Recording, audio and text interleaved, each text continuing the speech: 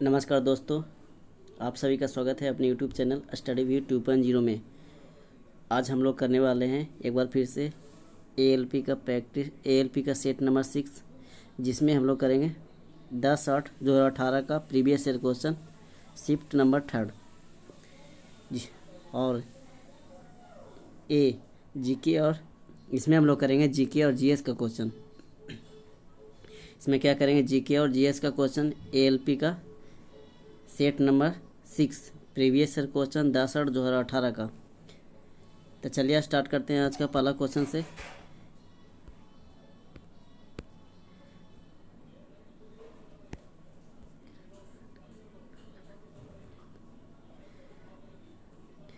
Question number 4 से देखते हैं। बोला जा रहा है कि दिए गए प्रश्न पर विचार करें और निर्णय लें कि प्रश्न का उत्तर देने के लिए निम्नलिखित में कौन सा पर्याप्त है। कथन: किचन के ग्रेनाइट का रंग क्या है? किचन के ग्रेनाइट का रंग क्या है? तो इसका सही उत्तर की बात कर लेते हैं। कथन में क्या है कि ग्रेनाइट का रंग दीवार का रंग का है। पहला, ग्रेनाइट का रंग बहुत चमकीला है। दूसरा, ग्रेनाइट का रंग है जो दीवार का रंग है, ग्रेनाइट का रंग है जो बहुत चमकीला है। तो इसमें क्या है कि सही उत्तर हो जाएंगे कि दिए गए प्रश्न का उत्तर देने के लिए ना तो 1 है और ना ही 2 पर्याप्त है, या तो ना तो 1 ही सही है ना तो 2, यानी दोनों गलत है इसमें। ठीक है, नेक्स्ट क्वेश्चन पे चलते हैं हम लोग।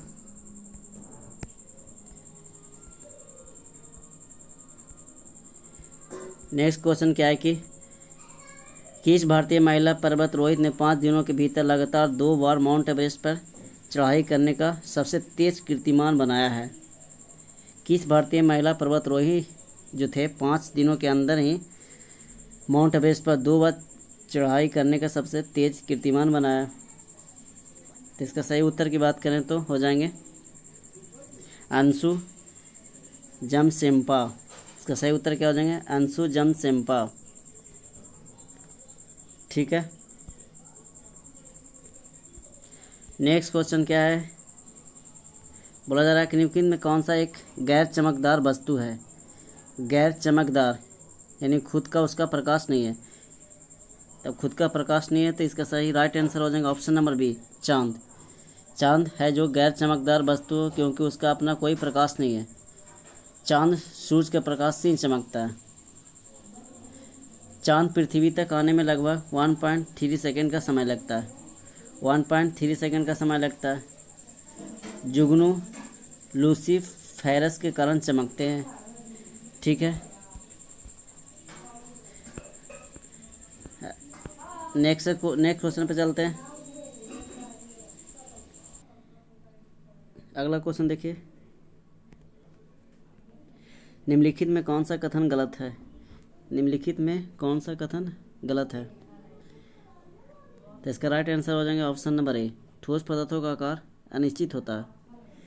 ठोस पदार्थों का आकार अनिश्चित नहीं होता, इसका क्या होता है कि निश्चित होता है ना। ठीक है, एक ठोस है, इसका आकार है जो ये बॉक्स है, इसका आकार क्या होगा? निश्चित होगा। ठोस पदार्थों का आयतन निश्चित होता है, ये सही है। उसके बाद ठोस पदार्थों का कठोर होते हैं, ये भी सही है। ठोस पदार्थ लगभग असंपीडनीय होते, ये भी सही है।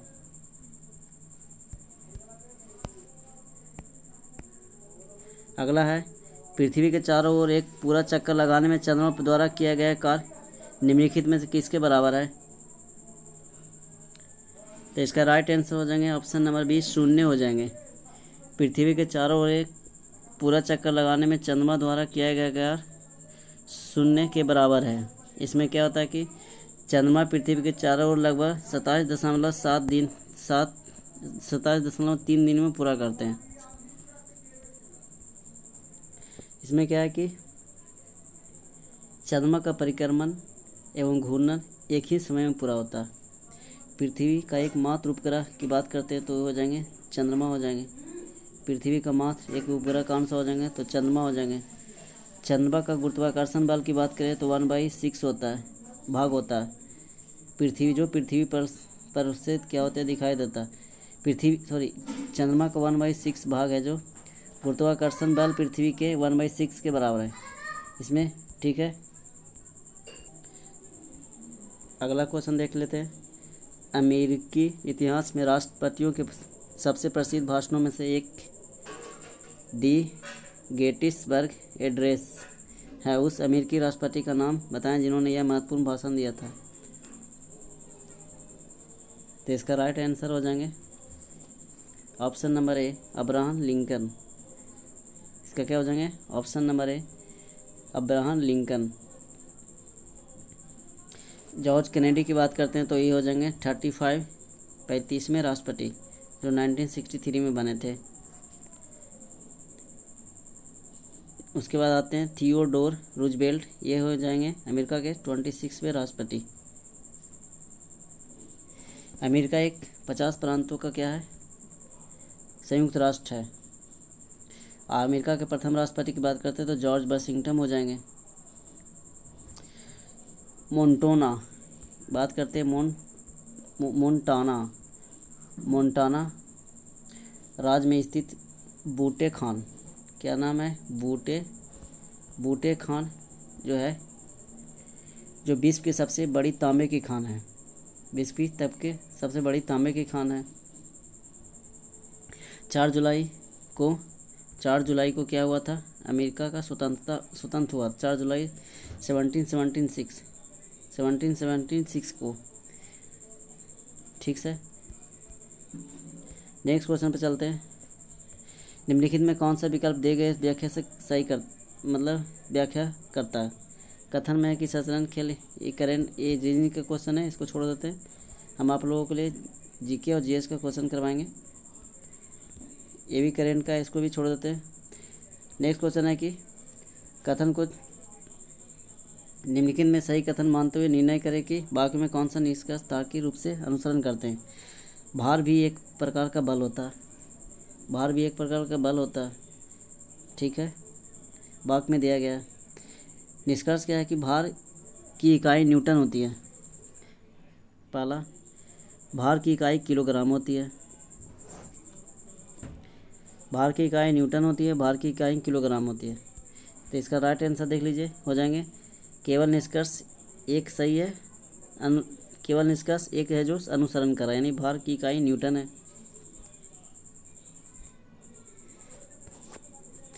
ठीक है, नेक्स्ट क्वेश्चन देख लेते हैं। ये करंट का क्वेश्चन है, इसको छोड़ दीजिए। उसके बाद देखते हैं निम्नलिखित तत्वों में से किसका परमाणु द्रव्यमान सबसे कम होता है। निम्नलिखित तत्वों में से किसका है जो परमाणु द्रव्यमान है जो सबसे कम होता है?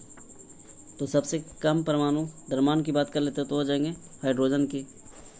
क्या हो जाएंगे? हाइड्रोजन। हाइड्रोजन है जो ज्वलनशील गैस है। हाइड्रोजन एक तरह से क्या है? तो ज्वलनशील गैस है।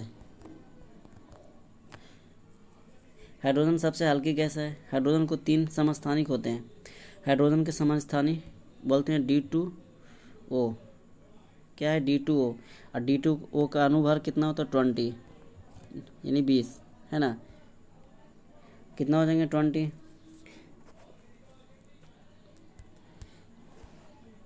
नेक्स्ट क्वेश्चन पे चलते हैं।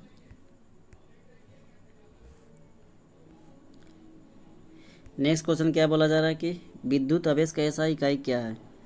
विद्युत आवेश का एसआई क्या है? एसआई इकाई। तो इसका राइट आंसर हो जाएंगे कूलम। क्या हो जाएंगे? कूलम। वोल्ट की बात कर लेते हैं तो विद्युत ये क्या हो जाएंगे? विद्युत किसका है? तो विद्युत विभव का एसआई इकाई किसका है? विद्युत हो जाएंगे विभव। एम्पियर की बात कर लेते हैं तो विद्युत धारा। एक क्या हो जाएंगे? विद्युत धारा। ठीक है। ओम की बात कर लेते हैं तो प्रतिरोध का, प्रतिरोध। ओम किसका है? तो प्रतिरोध का एसआई इकाई। नेक्स्ट क्वेश्चन पे चलते हैं। अगला क्वेश्चन क्या है कि कूलम का नियम का क्या कहता है? कूलम का नियम तो 2 बिंदुओं का आवेश के मध्य या आकर्षण या प्रतिकर्षण बल का परिणाम 2 आवेशों की मात्रा के अनुक्रमानुपाती होता है। उनके बीच की दूरी के वर्ग के व्युत्क्रमानुपाती होता है। चलिए देखते हैं, इसका राइट आंसर हो जाएंगे ऑप्शन नंबर सी, दो बिंदु आवेशों के मध्य आकर्षण या प्रतिकर्षण बल का परिणाम दो आवेशों की मात्रा के अनुक्रमानुपाती होता है और उनके बीच की दूरी के वर्ग के व्युत्क्रमानुपाती होता है। ये कूलम का नियम बोलता है। ठीक है, इसमें क्या होता है कि समान आवेश एक दूसरे को क्या करते हैं, प्रतिकर्षण करते हैं। समान आवेश एक दूसरे के तो प्रतिकर्षित करते हैं और विपरीत आवेश एक दूसरे को आकर्षित करते हैं। ठीक है, क्लियर है यहाँ तक। नेक्स्ट क्वेश्चन पे चलते हैं।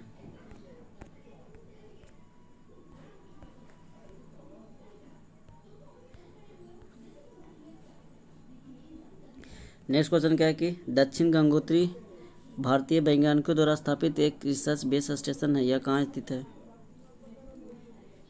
तो बार बार क्वेश्चन में पूछा गया है, तो इसका राइट आंसर हो जाएंगे अंटार्कटिका में। इसका क्या हो जाएंगे, अंटार्कटिका में। दक्षिण गंगोत्री भारतीय वैज्ञानिक द्वारा स्थापित एक रिसर्च बेस स्टेशन, यह है जो अंटार्कटिका में स्थित है, श्रीलंका। तो भारत से ये पाक जल संधि और मन्नार की खाड़ी द्वारा क्या होती है, अलग होती है। सुंदरबन डेल्टा, तो भारत और बांग्लादेश में स्थित विश्व का सबसे बड़ा नदी डेल्टा है सुंदरबन डेल्टा। दक्षिण गंगोत्री क्षतिग्रस्त के बाद 1989 में मैत्री को स्थापित किया गया था। क्या किया गया था, मैत्री को स्थापित किया था। इसके बाद कावेरी जल विवाद, एक कर्नाटक और तमिलनाडु के बीच की जल बंटवारे को लेकर है। अगला क्वेश्चन देखिए, तापीय अपघटन के दौरान अमोनिया नाइट्रेट उत्पन्न करता है। तो इसका राइट आंसर देख लीजिए, क्या हो जाएंगे, ऑप्शन नंबर बी, N2O और H2O। N2O और H2O है ना। अमोनियम कार्बोनेट को स्मेल्टिंग साल्ट के नाम से जानते हैं। इसको किसको, द स्मेल्टिंग साल्ट के नाम से भी जानते हैं। अमोनियम नाइट्रेट एक अस्थायी हाइड्राइड है। N2O को हम लोग किसके रूप में, तो प्रशीतक के रूप में काम करते हैं। इसका प्रयोग किस में करते हैं, प्रशीतक के रूप में किया जाता है।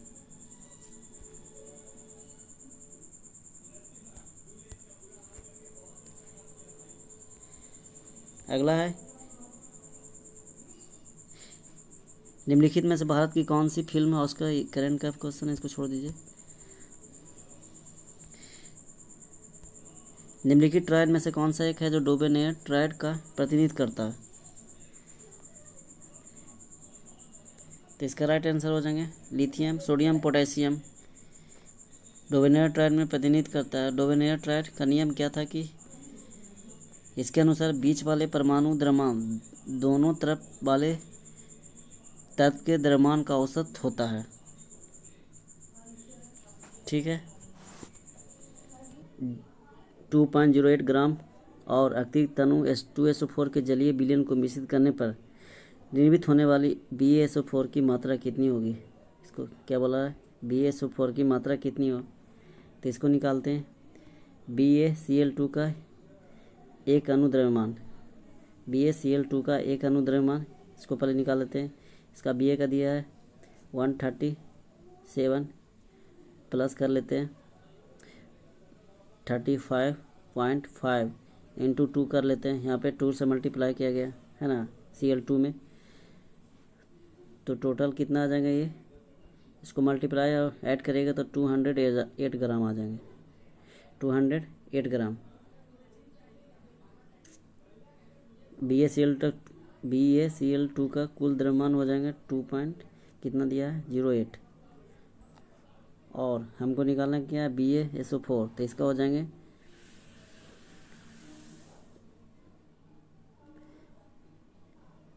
इसका क्या हो जाएंगे, तो हो जाएंगे BaCl2 के 0.1 बराबर 0.33 ग्राम।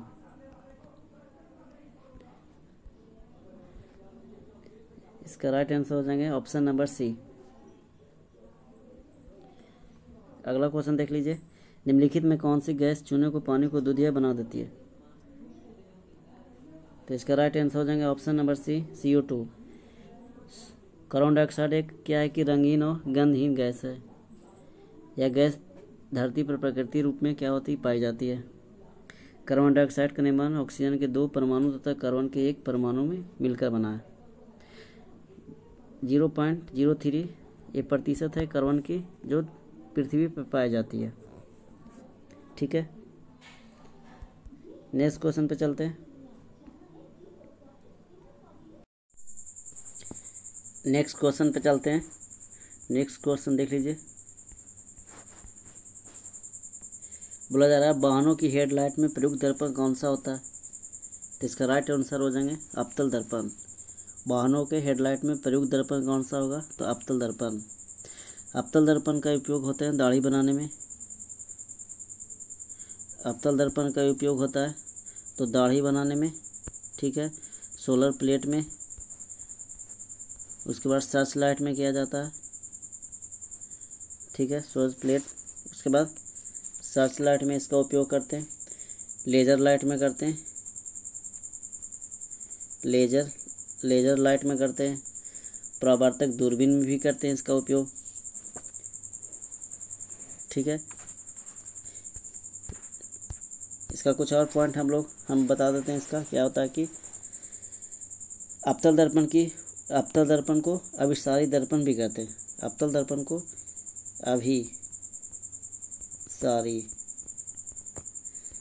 दर्पण को अभिसारी दर्पण भी कहते हैं। अवतल दर्पण का फोकस दूरी क्या होती है? तो ऋणात्मक होती है, निगेटिव होती है। नेक्स्ट क्वेश्चन पे चलते हैं।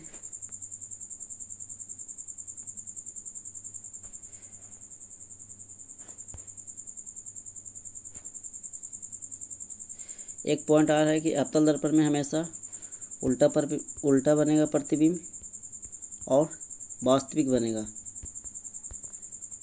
उल्टा बनेगा और वास्तविक बनेगा। ठीक है, बट एक इसमें होता है कि जब हम फोकस तथा ध्रुव के बीच रखेंगे तो दर्पण के पीछे बनेगा, बट क्या बनेगा? बड़ा बनेगा और इसमें सीधा बनेगा, है ना। बाकी सब उल्टा बनेगा और वास्तविक बनेंगे।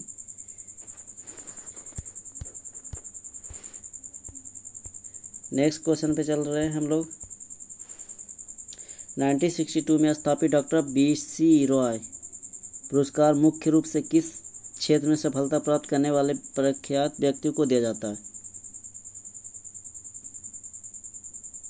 तो हो जाएंगे चिकित्सा। इसका राइट आंसर क्या हो जाएंगे? चिकित्सा के क्षेत्र।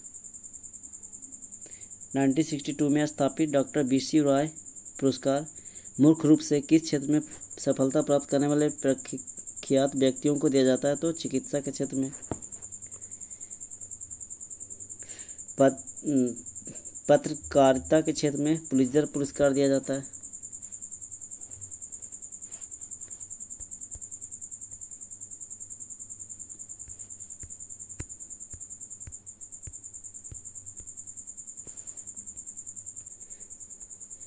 निम्नलिखित प्रश्न को पढ़े, तय करें कि दिए गए तर्क में कौन सा सही है। हाइड्रोजन एक सिलेंडर में है, क्या है? हाइड्रोजन तरल स्थिति में है कि हाइड्रोजन गैसीय स्थिति में है? तो इसका राइट आंसर क्या हो जाएंगे? ये हो जाएंगे ना तो एक सही है या तो दो, यानी फर्स्ट या सेकंड, इसमें से कोई सही। एक मिनट, इसमें बोला जा रहा है या तो एक या दो सही है ना। या तो एक सही हो सकते हैं या तो दो सही हो सकते हैं, क्योंकि ये क्या होता है कि तरल या गैस के रूप में हो सकती है, दोनों के रूप में हो सकती है। हाइड्रोजन या तो तरल के रूप में हो सकते हैं या तो गैस के रूप में। नेक्स्ट क्वेश्चन पे चलते हैं, इसको छोड़ दीजिए, करेंट का क्वेश्चन है।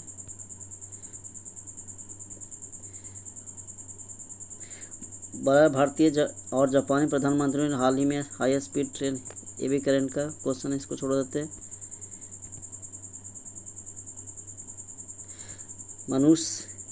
मनुष्यों में अंतःस्रावी ग्रंथि नहीं है। कौन है जो अंतःस्रावी ग्रंथि नहीं है? तो इसका राइट आंसर हो जाएंगे यकृत यानी लीवर है जो अंतःस्रावी ग्रंथि नहीं है। यकृत मनुष्य में अंतःस्रावी ग्रंथि नहीं है। यकृत मानव शरीर की सबसे बड़ी ग्रंथि है। यकृत है जो मानव शरीर की सबसे बड़ी ग्रंथि है ना। मिश्रित ग्रंथियाँ अग्नाशय ग्रंथियाँ, मिश्रित ग्रंथियों को क्या बोलते हैं? अग्नाशय ग्रंथियाँ। हार्मोन का शरीर में कुछ विशेष ग्रंथियाँ हैं, इन्हें अंतःस्रावी ग्रंथियाँ कहते हैं। इसे नालिका विहीन ग्रंथि भी कहते हैं। यकृत जो होता है एक ऐसा ग्रंथि है जिसमें रीजनरेशन की प्रक्रिया होती है। रीजनरेशन की इसमें प्रक्रिया होती है। इसका वजन की बात करते हैं तो 1.5 से कितना होता है 2 kg, यानी 1.5 से 2 kg होता है।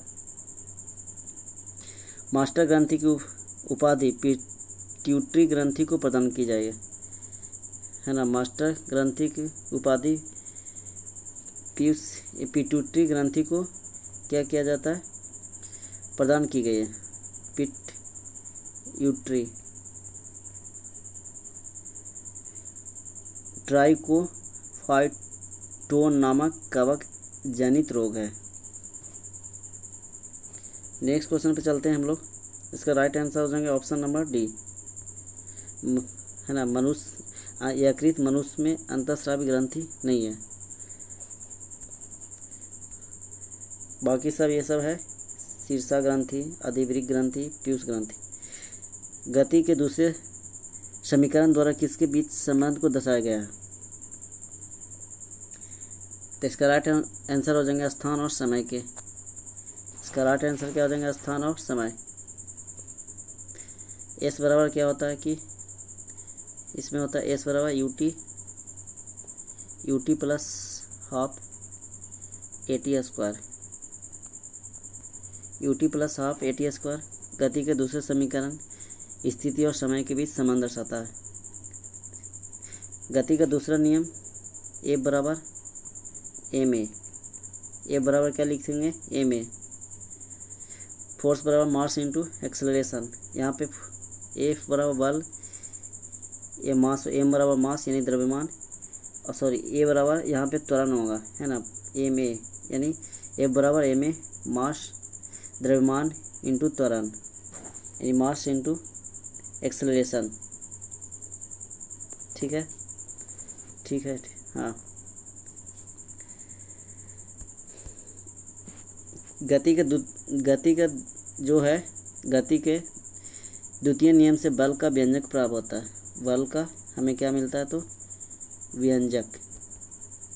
गति का दूसरा नियम से न्यूटन के दूसरे नियम के अनुसार गुरुत्व बल बराबर क्या होता है कि द्रव्यमान गुना गुरुत्वीय त्वरण। और न्यूटन के दूसरे नियम से हमें बल का सूत्र भी प्राप्त होता है। बल का सूत्र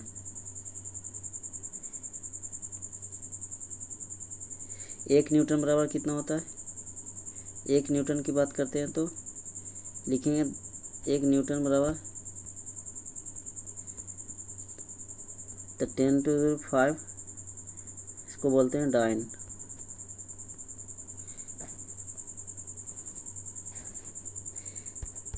नेक्स्ट क्वेश्चन पे चलते हैं। 0.1 किलोग्राम वजन की एक गेंद को स्थिर स्थिति से गिराया जाता है। इसका वजन कितना? 0.1। जब यह 2 मीटर दूरी से गिरती है तो गुरुत्वाकर्षण के बल से लगने वाला कार्य कितना होगा, है ना। कार्य पूछा, जी का मान यहाँ दिया 9.8 मीटर पर सेकेंड। जी का मान कितना दिया? 9.8 मीटर पर सेकेंड। तो कार्य बराबर क्या होता है? कार्य बराबर क्या होता है? बल गुना विस्थापन। बल गुना विस्थापन तो कितना लगा रहा है? 0.1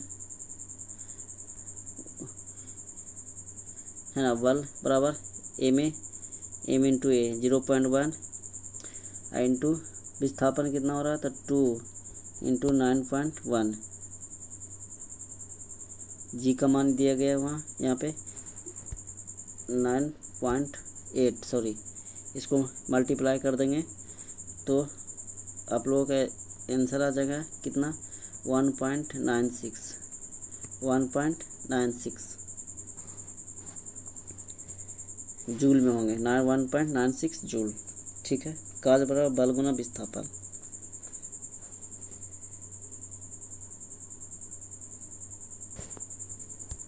इसका राइट आंसर रहेगा ऑप्शन नंबर ए।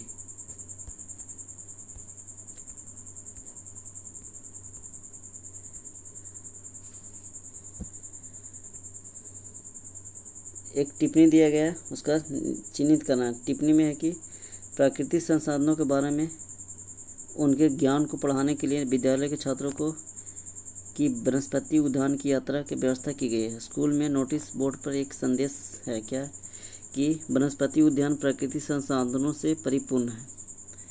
क्या कि वनस्पति उद्यान प्राकृतिक संसाधनों से परिपूर्ण है। दूसरा कि नए परिवेश के साथ अंतःक्रिया के माध्यम से स्कूल के छात्रों को अधिक सीखने की संभावना है। ये तो दोनों सही होना चाहिए। इसमें लिखा है कि ना तो टिप्पणी 1 ना तो 2 है, इसमें दोनों में से कोई है नहीं। टिप्पणी में क्या है कि निहित में ना तो 1 और ना ही 2 है। इसमें क्या पूछा है, कौन सा निहित है, तो इसमें कोई निहित नहीं है ना, दोनों में से कोई। एक मिनट, इसका राइट आंसर हो जाएंगे ऑप्शन नंबर ए हो जाएगा, सॉरी इसका हो जाएगा निहित में टिप्पणी केवल 2 सही है, यानी 2 सही है कि नए परिवेश के साथ अंतःक्रिया के माध्यम से स्कूल के छात्रों को अधिक सीखने की संभावना होती है। यानी किसी परिवेश में उसको हम ले जाएंगे तो उसमें ज़्यादा सीखने की क्या होती है, संभावना होती है, तो ये सही है।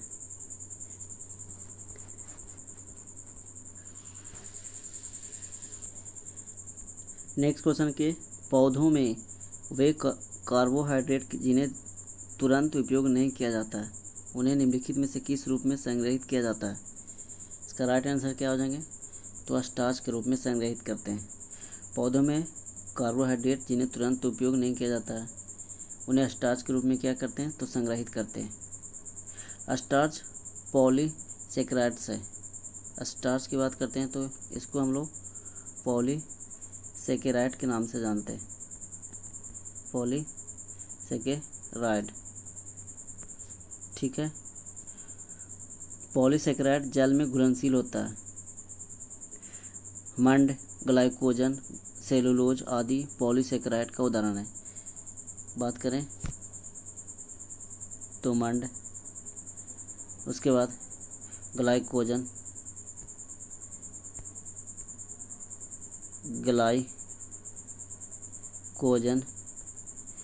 ये क्या है, ये जल में घुलनशील है। सेलुलोज साथ में, यह पौधों में भी पाया जाता है। स्टार्च से भरपूर खाद्य पदार्थ धीरे धीरे पचते हैं।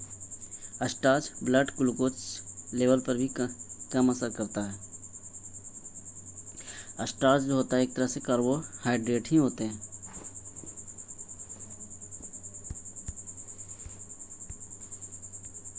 निम्नलिखित में कौन सा एक आयनिक यौगिक का गुण नहीं है। निम्नलिखित में कौन सा एक आयनिक यौगिक का गुण नहीं है।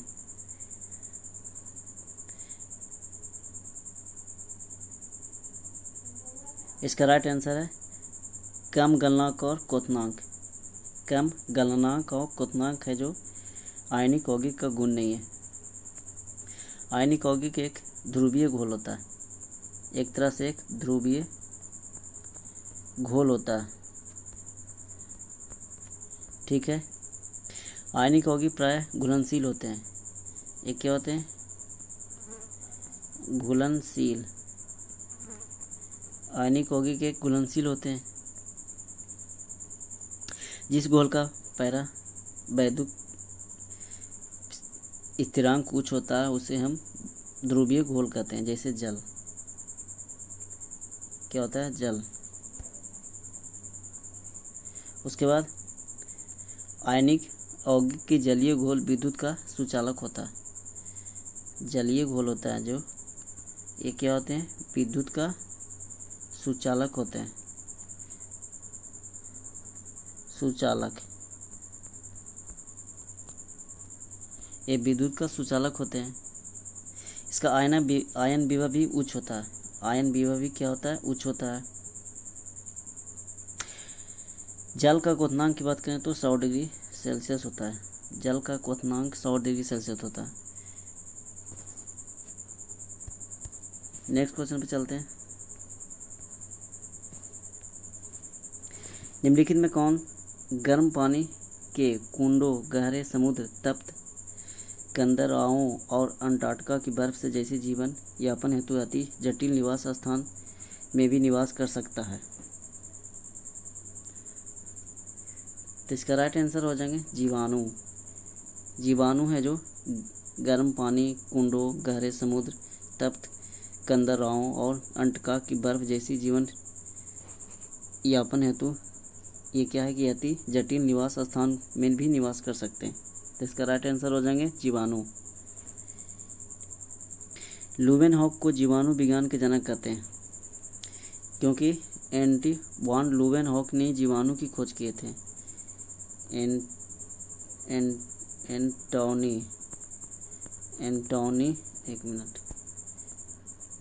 एंटोनी वॉन लुवेनहॉक।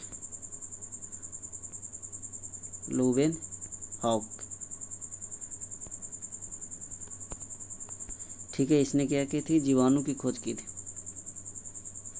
जीवाणु को हरित लवक रहित कोशिकाएं हैं। ये प्रोकैरियोटिक जीव होते हैं। ये पूछा जाता है जीवाणु कैसा है, तो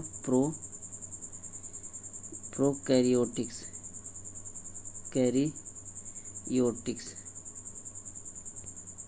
एक तरह से ये प्रोकैरियोटिक्स जीव है, सूक्ष्म जीव होते हैं। ठीक है,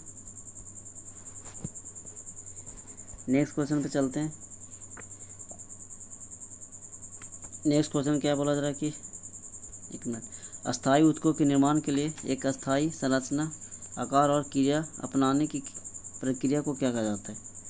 अस्थायी ऊतकों के निर्माण के लिए जो है, अस्थायी ऊतक का अगर निर्माण करते हैं उसके लिए एक अस्थायी संरचना, आकार और क्रिया अपनाने की प्रक्रिया को क्या कहते हैं?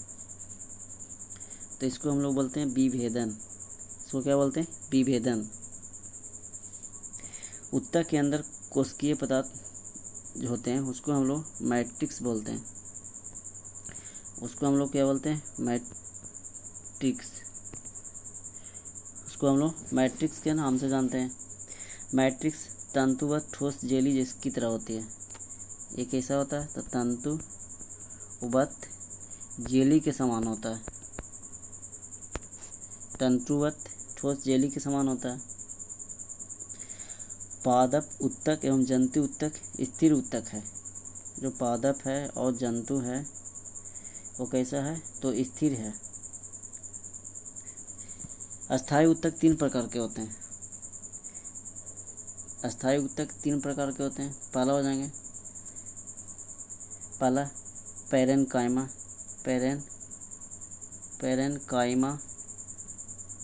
पहला हो जाएंगे पैरेनकाइमा। दूसरा की बात करें तो स्क्लेरेनकाइमा। स्क्लेरेनकाइमा। दूसरा हो जाएंगे स्क्लेरेनकाइमा। तीसरा हो जाएंगे कोलेरेनकाइमा।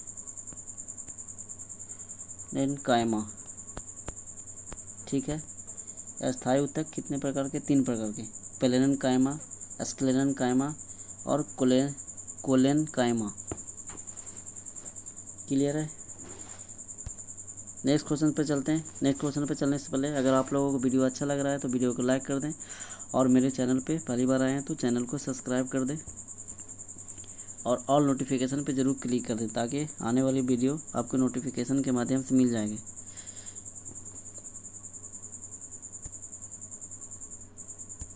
नेक्स्ट क्वेश्चन पे चलते हैं।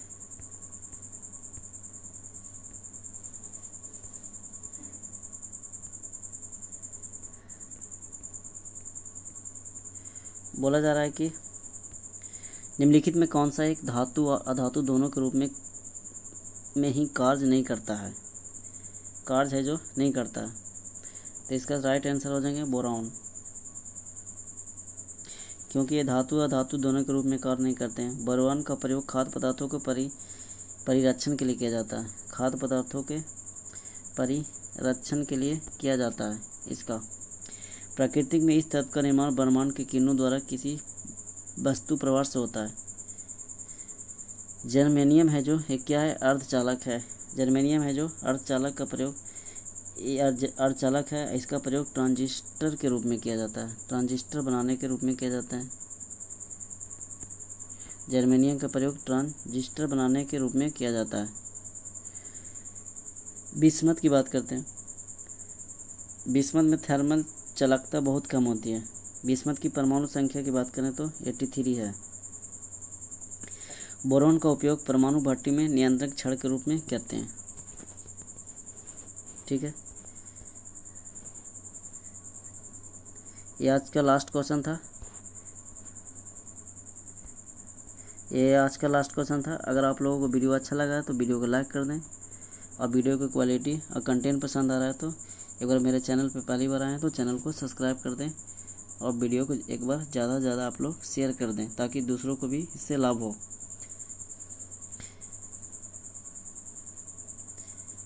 चलिए, वीडियो के लास्ट तक बने रहने के लिए सभी को धन्यवाद।